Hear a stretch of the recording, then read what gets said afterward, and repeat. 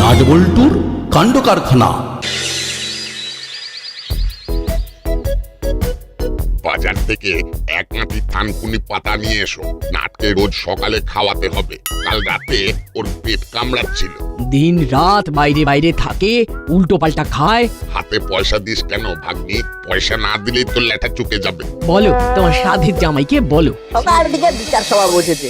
রাঙা দাদু বিচারক আর আমার মা বাবা দুজনে উকিল। তোর পক্ষের উকিল কে আন্টি? আমার পক্ষে কেউ নেই রে।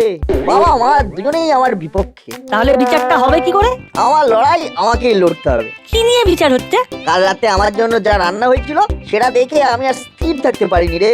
রান্না দেখে বমি করার অ্যাক্টিং করেছিলাম, আর খাবো না বলে বলেছিলাম পেট কনকন করছে। কেন, কি রান্না হয়েছিল?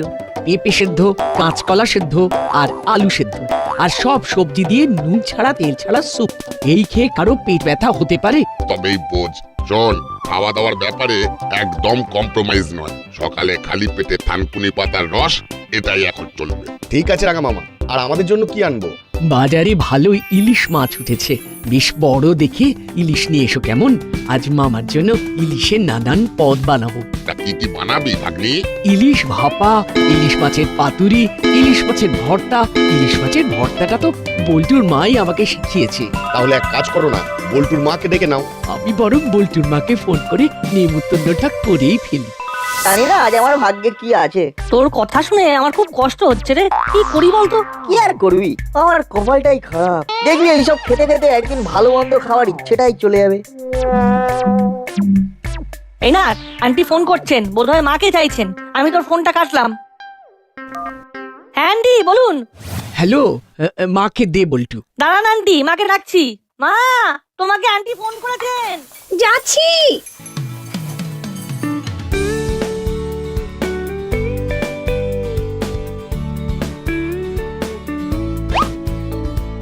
বলুন দিদি। বলছিলাম দাদা অফিসে বেরিয়ে গেছেন তো? হ্যাঁ অনেকক্ষণ। কেন গো দিদি? তাহলে চলে আসুন, আজ দুপুরে আমার বাড়িতে আমরা একসঙ্গে খাবো। রাঙা মামা আপনার কথা বললে। তাই নাকি? ঠিক আছে ঠিক আছে। নাটের বাবাকে বলে দিয়েছি একটা বড় সাইজের ইলিশ মাছ আনতে। আজ শুধু ইলিশের পদ। ইলিশ মাছ? তাহলে একসঙ্গে রান্না করা যাবে, কিন্তু বল্টুর কি হবে? কেন, আমার আবার কি হবে? আমিও নাটের বাড়িতে যাব, ইলিশ মাছ ভাজা খাবো। আরে নাট আর বল্টুর জন্য তো আলাদা রান্না হবে। ও আচ্ছা আচ্ছা, ওরা তো পেট রোগা, ওদের ইলিশ মাছ না খাওয়াই ভালো। কি চালা রে বাবা, আমাদের ভাগ্যে ইলিশ মাছ নেই। চলে আসুন এক্ষুনি। কি রে বাবা, মা এতক্ষণ ধরে কি এত কথা বলছি? ঠিক আছে রাখলাম। আচ্ছা আচ্ছা, আমরা অপেক্ষা করছি কেমন? রাখছি। এই তো বল্টু ফোন করেছে। বল বল্টু। জানিস তো তোদের বাড়িতে আজ ইলিশ মাছ হচ্ছে। সত্যি বলছিস? কতদিন খাইনি। আচ্ছা একটা কথা, আমাদের বাড়িতে ইলিশ মাছ হচ্ছে, এটা কি মা আন্টিকে ফোন করে জানিয়েছে? হ্যাঁ, মায়ের তো তোদের বাড়িতে নেমন্তন্ন। আর তোর? আমারও নেমন্তন্ন, কিন্তু আমাদের ভাগ্যে ইলিশ মাছ নেই। সে কি, কেন? আমরা পেট রোগা, আমাদের পেটে নাকি ইলিশ মাছ সহ্য হবে না, ভাবতে পারিস? বল্টু বাইরে বেরো, আমরা আমাদের মতন একটু আলোচনা করবো। ঠিক আছে, বেরোচ্ছি। কি আর সহ্য করা যাচ্ছে না। সত্যি এ আর সহ্য হচ্ছে না। এর থেকে বাঁচার উপায় আমাদের ভাবতে হবে। আদৌ বাঁচতে পারবো? বাঁচতে হবে, মাথা লাগা কিভাবে বাঁচবো। হাতে পয়সা নেই, হরিদার দোকানে গিয়ে যে কিছু খাবো তারও উপায় নেই। আমারও এক অবস্থা, পকেট খালি, হাত খরচ একদম নেই। একটা কিছু ভেবে বের করতে হবে। বল্টু ভাব। আরে ভাবতে গেলে তো মাথায় রসদ দিতে হয়, বুদ্ধির গোড়ায় তেল, সে তেলটাই তো দিতে পারছি না। হরিদার দোকানে চারটে কচুরি খেলেই মাথায় কিন্তু আইডিয়া চলে আসবে। চল দেখি হরিদার দোকানে যাবো। চল চল। কিন্তু পকেটে তো একটাও পয়সা নেই। চল না, হরিদাকে বুঝিয়ে বলি। হরিদা খুব ভালো মানুষ, আমরা তো আর বিনা পয়সায় খাবো না, ধারে খাবো। হাতে পয়সা এসে গেলেই হরিদাকে কচুরির দাম দিয়ে দেবো। সেটা ঠিক বলেছিস, চল তাহলে তাড়াতাড়ি চল। কি রে, এখানে কি করছিস? ওই গন্ধ, ঋণের গন্ধ আমাদের বাড়ি থেকে টেনে নিয়ে এলো। আমরা তো দাসপাড়ার বাইরে গিয়েও হরিদার কচুরির গন্ধ পাই। হরিদা, তোমার কচুরি নিয়ে একটা দারুণ পাঞ্চলাইন ভেবেছি। কি ভেবেছিস বল শুনি? কচুরি কচুরি কচুরি করলো সবার মন চুরি, স্বাদে গন্ধে সেরা, হিং দিয়ে যে ঘেরা, শুধু খাও ঝুড়ি ঝুড়ি হরিদার এই কচুরি। খেলে হবে না অম্বল, একটা কচুরি সম্বল। দাসপাড়া থেকে চম্বল, হরিদার কচুরি সম্বল। বাহ, বেশ হয়েছে।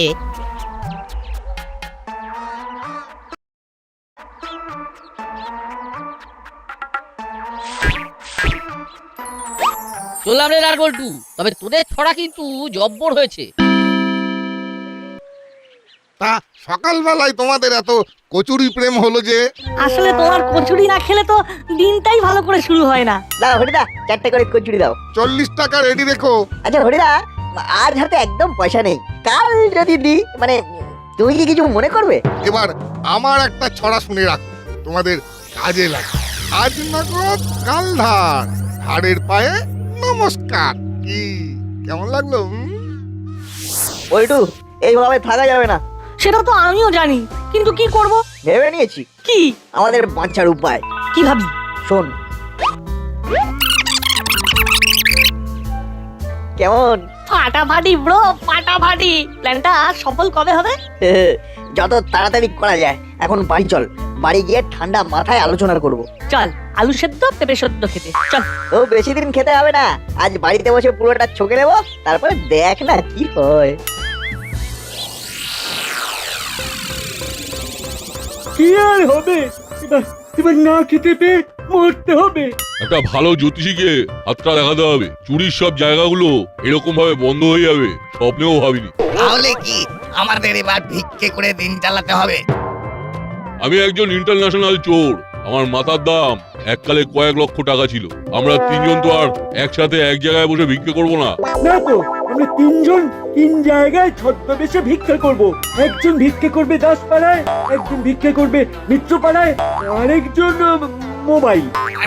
ও ঘুরবে ফিরবে আর ভিক্ষা করবে। আমরা প্রত্যেক মানুষের কাছে 1 টাকা করে ভিক্ষে করব। আমাদের একটা টার্গেট থাকবে। ভিক্ষের আবার টার্গেট? এ তো পুঁইশাকের ক্যাশ মেমোর মতো ব্যাপার রে। ব্যাপারটা ভাবো ওস্তাদ, আমরা যদি প্রতিদিন 1000টা মানুষের কাছ থেকে 1 টাকা করে ভিক্ষা নিই, তাহলে কত হয়? 1000 টাকা? একজন 1000 টাকা, মানে আমরা 3 জন মিলে 3000 টাকা ডেইলি। জাস্ট ব্যাপারটা ইমাজিন করো, মাসে কত হচ্ছে? কত? আমি হিসেবে ভীষণ কাঁচা, তুই বলে দে। এক মাসে একজনের দিনে 1000 টাকা হলে মাসে কত হবে? 30 × 1000 = 30,000। আরে বাপ রে বাপ, মাসে 30,000! এবার ভাবো, 3 জনের ইনকাম মেলালে 90,000। 30 × 3 = 3 × 90। মার দিয়া কেল্লা। বাহ, হেভি আইডিয়া দিলি। চল একটা শুভ দিন দেখে কাজটা শুরু করে দিই। চালা, মানতেই হবে তুই একটা জিনিয়াস।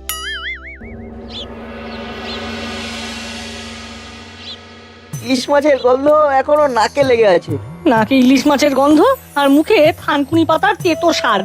নাকে ইলিশ মাছের গন্ধ আর মুখে আলু সেদ্ধ, পেঁপে সেদ্ধ, ঢেঁড়স সেদ্ধ, গন্ধ শুকিয়ে আর খাচ্ছি। অনেক হয়েছে, এইবার ব্যাপারটা নিয়ে সিরিয়াসলি ভাবতে হবে। আমাদের তো ভাবা হয়ে গেছে, লোকে তো দাঁত থাকতে দাঁতের মর্যাদা বোঝে না। আমরা যখন থাকবো না, তখন দেখবি সবাই কাঁদবে। কাঁদবে কি হাসবে কি করে বুঝবো? আমরা তো আর দেখতে আসবো না, আমরা তখন কত দূরে। অনেক দূর। আচ্ছা, কাজটা করবে কি? এটাও ভেবে নিয়েছি, চল দেখা করে আসি। কোথায়? মাছটা দারুণ ভালো ছিল, তাই না রাঙা মামা?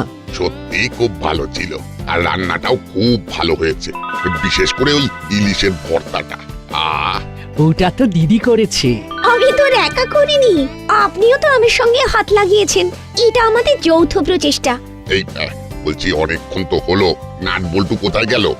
ওরা তো একটু বেরিয়েছে, ঠিক সময় চলে আসবে। আমরা আমাদের প্রফেশন বদলে ফেলেছি। সে কি, প্রফেশন বদলে ফেললে আমাদের কি হবে? তোমাদের কথা আমরা ভাবতে যাব কেন? তোমাদের কথা তোমরা ভাবো। তাই তো ভাবছি, আমরা ভেবেই তো তোমাদের কাছে সাহায্য চাইতে এলাম। ঝুঁকি কম, হেভি লাভ। আমাদের এখনকার প্রফেশনে কোনো ঝুঁকি নেই, একেবারে বিন্দাস কাজ হবে। এই মহিলার কাকা, আমাদের মনটাকে ভেঙে দেবে। আমরা কত আশা নিয়ে তোমাদের কাছে এসেছি, কাজটা করে দাও না প্লিজ। আমাদের কাজটা করে তোমরা প্রফেশন পাল্টাও। তোমাদের কাজে আমাদের কি লাভ হবে? কোনো লাভ নেই। কি বলছো তুমি? আমরা তোমাদের যেভাবে বলছি সেভাবে চলো, তাহলে দেখবে তোমরা কত লাভ করবে। হ্যাঁ, বলো আমাদের কি করতে হবে? শোনো,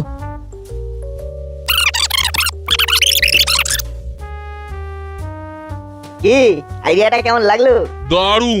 কিন্তু আমরা তো আমাদের প্রফেশন বদলে ফেলেছি। আছে আছে আছে, একজন আছে। আছে? কে? ডিঙ্কা ডট। দাঁড়া, আমি ফোন করছি। ব্যাস ঝামেলা শেষ। তোমাদের ধন্যবাদ দেওয়ার ছোট করবো না, শুধু একটা অনুরোধ করবো। করো। খুব খিদে পেয়েছে, আমাদের জন্য মটন বিরিয়ানি আর চিকেন চাপ নিয়ে এসো। চালা যা, ওরা যা বললো নিয়ে আয়। আমাদের এই ইনভেস্টমেন্টটা করতে হবে, তারপর বাকি কাজ করবে ডিঙ্কা ডট। হ্যালো হ্যালো ডিঙ্কা ডট, হ্যাঁ মুড়িলাল বলছি।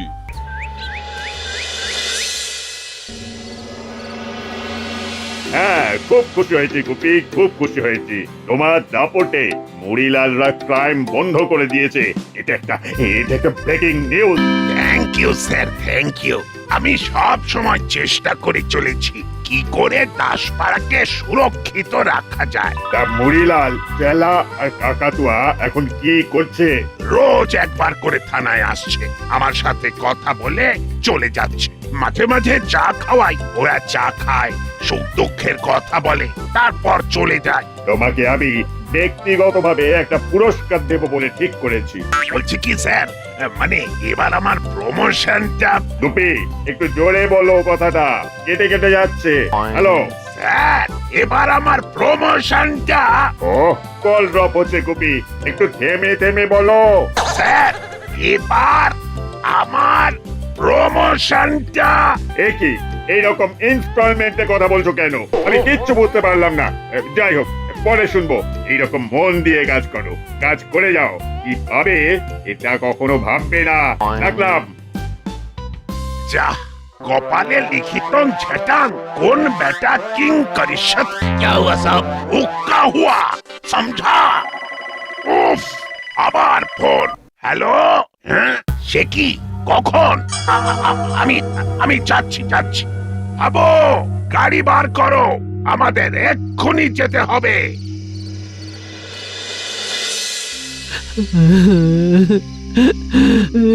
কোথা থেকে কি হয়ে গেল বলুন তো দিদি। ওরা এখন কেমন আছে কি জানে। ওরা সকালে খালি পেটে থানকুনি পাতা খায়। কাল থেকে ওদের কুলেখাড়া পাতার রস খাওয়াবো ঠিক করেছিলাম। কি করে ওদের স্বাস্থ্য ঠিক হবে? ঘটনাটা ঘটলো কখন?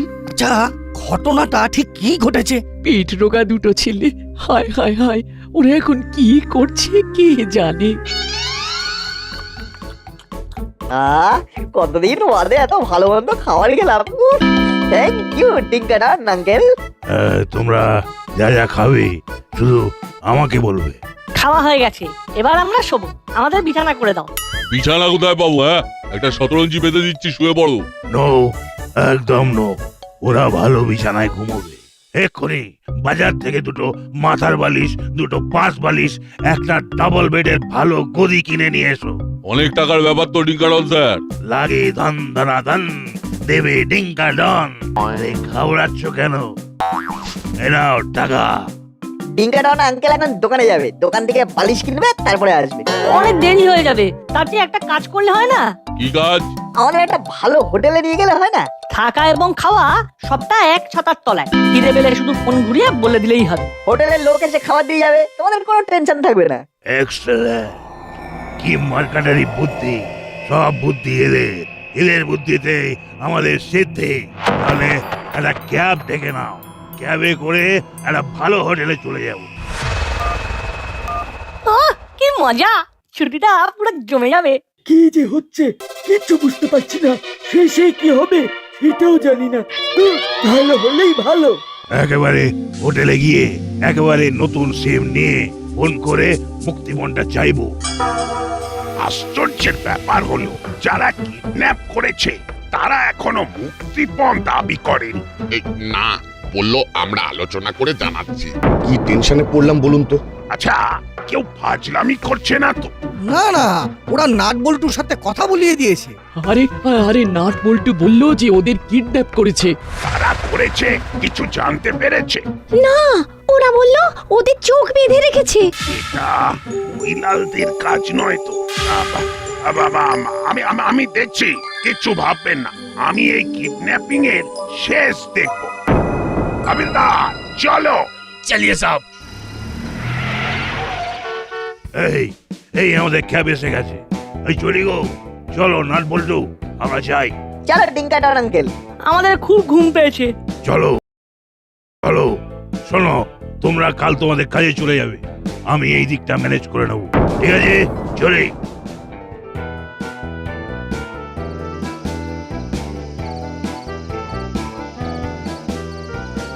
দেখলি ব্যাপারটা কি সুন্দর ম্যানেজ হয়ে গেল। কিডন্যাপটা ডিঙ্কারন দেখবে আর আমরা আমাদের কাজ করব, দুটোই সমানভাবে চলবে।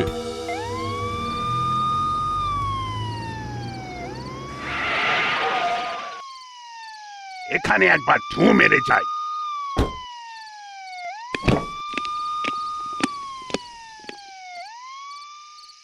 হাই মুড়িলাল, আছিস তো? ওরে বাবা, আর একটু আগে এসে গেলেই তো কেস একেবারে পুরো কেচে যেত। আসুন বড়বাবু, আমরা সবাই ঘরে আছি। চালা, নাট বল্টুর খাবারের প্যাকেটগুলো সরিয়ে ফেল।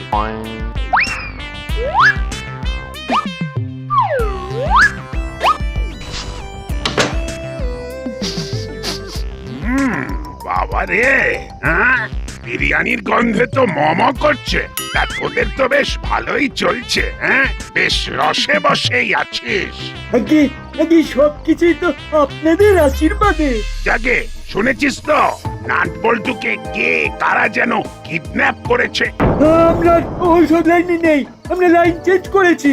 সে ঠিক আছে, কিন্তু যদি কোনো খবর পাস তবে আমাদের জানাবি। ওই একটা কথা আছে না, out of line out of sight, ওটাই হয়ে গেছে। আহ, রাজভাষাটাকে আর অশ্রদ্ধা করিস না কাকাতুয়া। কথাটা হলো out of sight out of mind. যাকে বলে গেলাম হালকা করে। যদি কোনোভাবে জানতে পারি যে এই কিডন্যাপিং এর সাথে তোরা যুক্ত, হ্যাঁ, তাহলে কিন্তু দেখবি ভেলকি নাচন।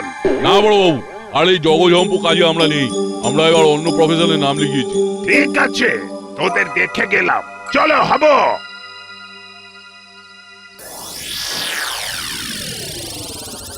বিচ্ছু দুটো ঘুমিয়েছে, এইবার ওদের বাবার সাথে মুক্তিপণ নিয়ে কথা বলি।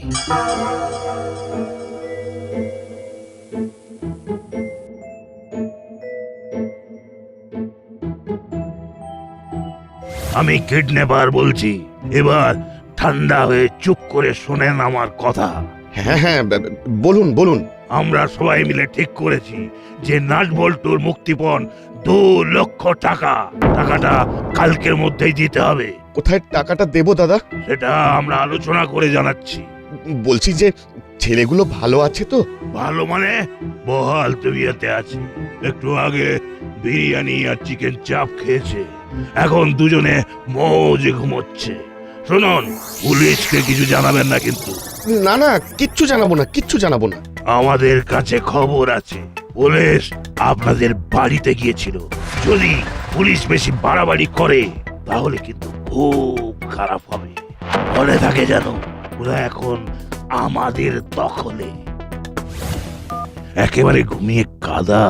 খুন্তি ওস্তাদকে ফোনটা করে জানিয়ে দি।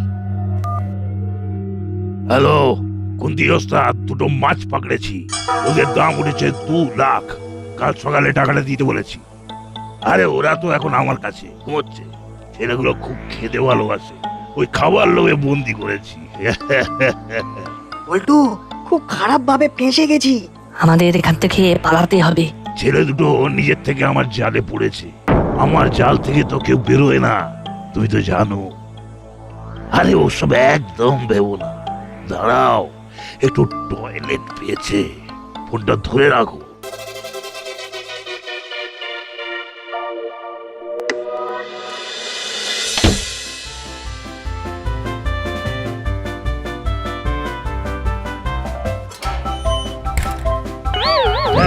এই ভালো হবে না বলে দিচ্ছি, কিন্তু বলে দাও। ডিঙ্কাটন আঙ্কেল, এবার আমাদের খেলাটা দেখো। এবার তুমি আমাদের জালে পড়েছো, কেটে বেরোতে পারবে না। ভালো ভালো হবে না বলে দিচ্ছি, কিন্তু খুলে দাও। এবার বাড়িতে একটা ফোন করতে হবে, আর বড় বাবুকে। চল, হোটেলের ম্যানেজারকে সব জানাই। আমরা তো এই কিডন্যাপে নেই। নেই মানে? তোরা হলে খুব বদমাইশ। তোদের কথা ছাড়া এই লোকটা কি আসতো? আমাদের তো অবস্থা খারাপ হয়ে গেছিল। ওদের মায়েদের অবস্থা দেখে চমুড়িলাল, ওদের ছেলে মানুষের মানুষই দেখে আমাদের ফোন করা উচিত ছিল। আচ্ছা নাট বল্টু, তোদের মাথায় এটা এলো কি করে? আমরা আর সেদ্ধ খেতে পাচ্ছিলাম না, কিন্তু আমরা ভুল করেছি। এরকম ভুল আর করবো না। তবে তোদের এই ভুলের ফলে একটা বড় কিডন্যাপারকে ধরতে পেরেছি। দোষ যেমন করেছে ঠিক তেমন ভাবেই বুদ্ধি করে সমস্যার সমাধানও করেছে। এইসব বোকা লোকেদের জন্য আমি ধরা পড়লাম। এই দুই ভাগ্নিকেই বলছি, নাট বল্টু ফিরে আসার জন্য একটা জমিয়ে খাওয়া দাওয়া হবে। হ্যাঁ, দাসপাড়ার সবাইকে নিয়ে সব ইলিশের পদ, ইলিশের খরচ আমার। Hip hip hurray! Hip hip hurray!